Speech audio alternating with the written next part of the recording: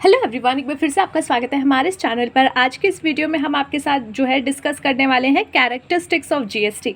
GST के ऊपर हम ऑलरेडी बहुत सारी वीडियोस कर चुके हैं कि जीएसटी क्या होता है, क्यों लाया गया, आखिर क्या वजह थी जिसकी वजह से जीएसटी को लाना पड़ा, कौन कौन से ऐसे जो है कह सकते हो पॉइंट थे या कौन कौन से ऐसे ड्रॉबैक्स थे पुराने सिस्टम में, पुराने इनडायरेक्ट टैक्सेशन के रिजीमी में, जिसकी वजह से जो है ये जीएसटी का एक टॉपिक नया आया और कैसे ये काम करता है इसके बारे में हम ऑलरेडी डिस्कशन कर चुके हैं। और आज की इस वीडियो में हम डिस्कस करने वाले हैं कैरेक्टरिस्टिक्स ऑफ जीएसटी की। जीएसटी की कैरेक्टरिस्टिक्स क्या है, तो आज की इस वीडियो को एंड तक देखिएगा, तभी आपको समझ में आएगा कि जीएसटी के कैरेक्टरिस्टिक्स क्या है। इंपॉर्टेंट किसके लिए है, अगर आप 11th क्लास के स्टूडेंट हैं या फिर 12th क्लास के स्टूडेंट है तो वहाँ पे आपका जीएसटी का एक टॉपिक जरूर कवर किया गया होगा। अलग अलग बोर्ड्स में जो है 11th में और कुछ में 12th में है।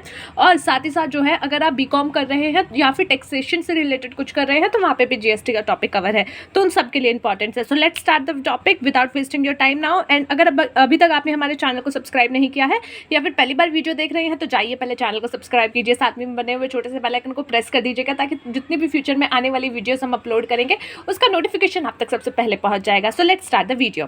सबसे पहली चीज, it is a comprehensive indirect taxation. Comprehensive indirect taxation क्यों है, क्योंकि देखो जीएसटी से पहले कुछ ऐसे टैक्सेशन थे, ऐसे जो है इनडायरेक्ट टैक्स थे आपके पूरे सिस्टम में जो कि बहुत सारे टैक्सेस थे और व्यक्ति को बहुत परेशानी हो जाती थी ये जानने में कि अगर मैं बिजनेस कर रहा हूँ, मैं अगर कोई सर्विस प्रोवाइड कर रहा हूँ तो मेरे ऊपर कौन सा टैक्स जो है वो लगेगा या फिर मुझे कौन सा टैक्स गवर्नमेंट को भरना पड़ेगा। तो ये जानना इंसान के लिए बहुत मुश्किल हो जाता था।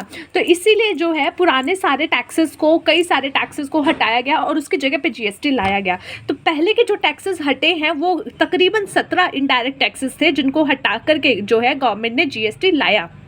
सो रिप्लेस्ड अबाउट 17 डायरेक्ट टैक्सेशन। अब ये जो 17 इनडायरेक्ट टैक्सेशन थे इनमें कुछ टैक्स ऐसे थे जो कि हमारे सेंट्रल गवर्नमेंट यानी कि मोदी जी के गवर्नमेंट के थे, यानी कि उनके जो अभी रिसेंटली में चल रही है, और कुछ टैक्सेशन ऐसे थे जो कि स्टेट गवर्नमेंट, जैसे हमारी स्टेट में अभी गवर्नमेंट है हमारे केजरीवाल अंकल की, आम आदमी पार्टी की, तो कुछ टैक्सेशन स्टेट गवर्नमेंट के थे। तो सेंट्रल और स्टेट के दोनों के कुछ कुछ टैक्सेस हटाए गए जो कि टोटल मिलाकर के 17 बन रहे थे और उसको हटा करके जीएसटी लाया गया। कौन कौन से टैक्स हटाए गए थे उसके थोड़े से कुछ नाम ऐसे हैं, जैसे सर्विस टैक्स आपका हटा दिया गया, आपका जो है सीएसटी यानी सेंट्रल सेल्स टैक्स हटा दिया गया, एक शहर से दूसरे शहर जब सेल्स की जाती थी, सर्विस टैक्स हटाया, वैट हटाया। तो इस तरीके के काफ़ी सारे टैक्सेशन को हटाया गया, उसको धक्का मार करके जीएसटी लाया गया। इसीलिए कहा जाता है it is a comprehensive indirect taxation. Next one is your can be collected by a registered tax payer. अब अगर मैं कहीं पे जा रही हूँ कैलकुलेटर खरीदने, ठीक है, अब मैंने ये कैलकुलेटर खरीदने एक शॉप पे गई तो वहाँ पे उसने मुझसे कहा कि आपको जो है 100 रुपये का कैलकुलेटर है और लेट सपोज इसका जो रेट चल रहा है 18% चल रहा है, तो उसने कहा कि आप मुझे 118 रुपीज़ दीजिए, 100 रुपये का कैलकुलेटर और 18 रुपये का जो है जीएसटी।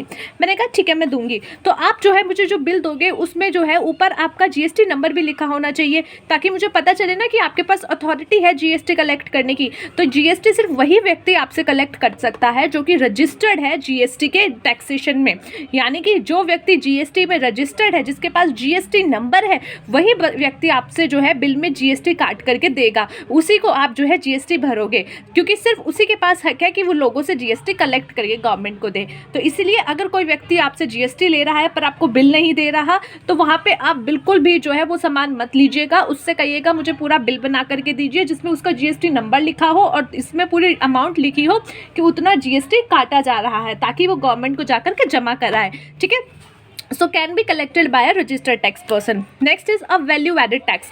वैल्यू एडेड टैक्स क्यों बोला गया है, देखो जीएसटी पे अभी हमने बहुत सारी बातें डिस्कस की थी, ठीक है, कुछ टाइम पहले। तो वहाँ पे हमने देखा था कि जो आपने जीएसटी, आप जब सामान बेच रहे हो तो ऑब्वियसली उसको कहीं से परचेज करके लाए होगे। मैं जैसे ये कैलकुलेटर सपोज 90 रुपये का खरीद करके लाई हूँ, 90 रुपये का खरीद करके लाई हूँ और उस पर 18% का टैक्स मैंने दिया है, तो कितना हुआ, 90 पे 18% इज 18% इज 16.2 रुपीज़, 16.2 रुपीज़ जो है मैंने इसका टैक्स भर दिया था जब मैंने इसको परचेज़ किया। अब मैं इसको 100 रुपये का जो है बाहर बेच रही हूँ किसी और व्यक्ति को, और इस पर 18% का टैक्स, यानी कि मैंने उस सामने वाले से 18 रुपये का टैक्स कलेक्ट कर लिया। पर यहाँ पे 16.2 रुपये तो ऑलरेडी मैंने उस जो है बायर को उस सेलर को दे दिया जिससे मैंने सामान खरीदा, ठीक है, जिससे मैंने सामान खरीदा उसको मैंने 16.2 का टैक्स दे दिया। और अभी जब मैं सामने किसी को और को बेच रही हूँ उससे मैंने 18 रुपये का का टैक्स लिया। क्यों? क्योंकि मैंने इसकी वैल्यू ऐड करके आगे बेचा है। तो जितनी मैंने वैल्यू ऐड की है उस पर जो टैक्स अब बढ़ गया है, वही टैक्स यानी कि जो टैक्स का डिफरेंस है, जो कि आपका कुछ ही पड़ेगा 1.8 रुपीज़ का जो डिफरेंस है, वही मुझे गवर्नमेंट को देना है, वही मैं गवर्नमेंट को दूंगी। बाकी मैं क्या कहूँगी, मैं गवर्नमेंट को दिखा दूंगी कि देखो ये रहा मेरा बिल जिसमें मैंने 16.2 रुपये ऑलरेडी इस सामान का आपके जो है एक सेलर को दे दिया है, उसकी ड्यूटी है वो आपको पेमेंट करेगा। और जो अमाउंट मैंने प्लस किया यानी 90 से 100 किया, उस पर जो टैक्स बचा वो मैं अपनी पॉकेट से अब आपको दे रहा हूँ, यानी कि जो मैंने अब सामने वाले से लिया है वो आपको दे रहा हूँ। तो ये हो गया अब value added tax. Destination based tax, देखो डेस्टिनेशन बेस्ड टैक्स क्या होता है, जब आप एक स्टेट से एक स्टेट में ही बेचते हो तो उसका क्या होता है, वहाँ पे दो टैक्स लगते हैं, एक CGST दूसरा SGST। CGST क्या होता है सेंट्रल का और SGST क्या होता है स्टेट का। तो सेंट्रल का पैसा जाता है गवर्नमेंट के सेंट्रल गवर्नमेंट मोदी जी के पास, और स्टेट का पैसा जाता है केजरीवाल अंकल के पास। और जो सेंट्रल के पास सारा टैक्सेशन जाता है फिर वो दोबारा उसको जो है अपनी अलग अलग स्टेटों में थोड़ा थोड़ा उसका हिस्सा देते हैं।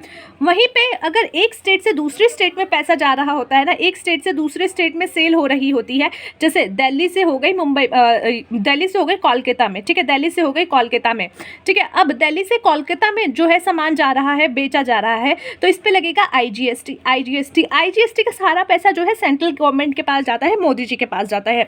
अब वहां पर बैठ करके देखा जाता है कि ये जो सामान किस स्टेट में गया है, अब ये कोलकाता में गया है, कलकत्ता में गया है, तो यानी कि जो इसका हिस्सा है, जो इसका हिस्सा बनेगा वो जो है वो किस स्टेट को जाएगा, दिल्ली को जाएगा या फिर कलकत्ता को जाएगा। क्यों? क्योंकि दिल्ली का क्या है, दिल्ली में सामान बेचा है, दिल्ली ने सामान बेचा है और कलकत्ता में सामान खरीदा गया है। तो डेस्टिनेशन बेस्ड टैक्स कहता है कि जो उस सामान की लास्ट डेस्टिनेशन है उस स्टेट को उसका हिस्सा मिलेगा।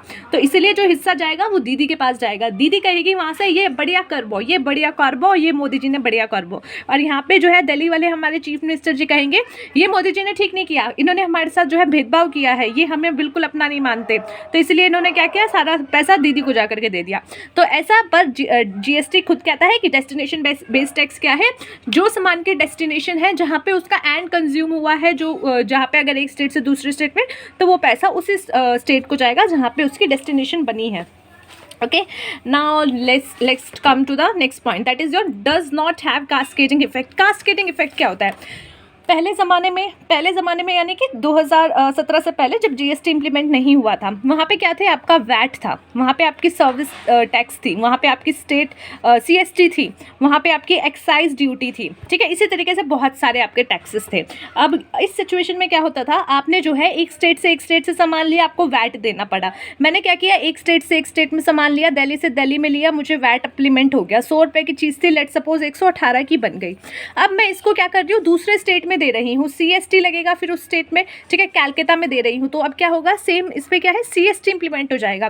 तो 108 के ऊपर जो है CST मैं लगाऊंगी। क्यों लगाऊंगी? क्योंकि जो वैट मैंने यहाँ पर जो है लग करके मुझे मिला है, तो अब इसका जो है, जैसे GST में क्या होता है, हम इनपुट और आउटपुट को जो है मैनेज कर लेते हैं, उसमें जो है जो आउटपुट मैंने पहले से जो पेमेंट कर रखी है उसको काट करके जो अमाउंट होता है वो मैं गवर्नमेंट को जमा कराती हूँ, तो इन शॉर्ट जो है उसका इनपुट क्लेम मैं कर लेती हूँ। पर वो पहले सिचुएशन में नहीं होता था, क्लेम अवेलेबल नहीं हो पाता था, तो वैट का अमाउंट क्या करते थे, हम ऐप एक तरीके से मानते थे अब हम इसको जो है अपने सामने वाली पार्टी से ही लेंगे। तो इसका मतलब क्या है कि इनपुट क्लेम ना होने के कारण जो है सामान महंगा हो जाता था और कंज्यूमर तक पहुंचते पहुंचते वो बहुत महंगा हो जाता था। तो इसलिए इसको कहा जाता था कास्केडिंग इफेक्ट। कास्केडिंग इफेक्ट यानी कि टैक्स पे भी टैक्स लग जाता था। तो ये चीज़ GST में नहीं है। ये चीज़ GST में क्यों नहीं है? क्योंकि जो आप आउटपुट कर रहे हो उससे पहले अगर आपने कुछ उसको खरीदते टाइम पे पेमेंट की थी, उस टाइम आपने GST दिया था, वो आप जो है यहाँ पे सेट ऑफ कर सकते हो। तो इसलिए कास्केडिंग इफेक्ट हट जाता है।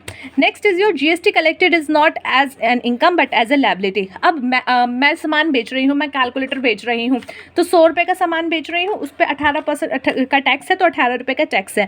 तो ये जो 18 रुपये है ना, ये मेरी इनकम नहीं है। ना ना ना ना ना, ऐसा मत सोचना, ये बहुत बड़ा पाप है। ये आपकी इनकम नहीं है, ये आपकी लायबिलिटी है। आपका दायित्व है कि आप इसको जाकर के गवर्नमेंट को जमा कराओ। तो ये 18 रुपये का जो है ये आपकी इनकम नहीं है, ये आपकी लायबिलिटी है। तो डोंट थिंक कि जो GST आपने कलेक्ट किया है एज अ सेलर वो आपकी इनकम नहीं है, वो आपकी लायबिलिटी है। इनकम क्या है? वो 100 रुपये जो है वो आपका रिवेन्यू है, उसमें से जो आपकी कॉस्ट लगी होगी वो आप हटा लीजिए, जो आपका अमाउंट बचेगा वो प्रॉफिट हो गया। ठीक है, तो इसीलिए GST जो आपने कलेक्ट किया है that is not your income, that is your liability. So that's it for today guys. मिलते हैं नेक्स्ट वीडियो में एक अगले टॉपिक के साथ। तब तक के लिए take care of yourself and take care of your health.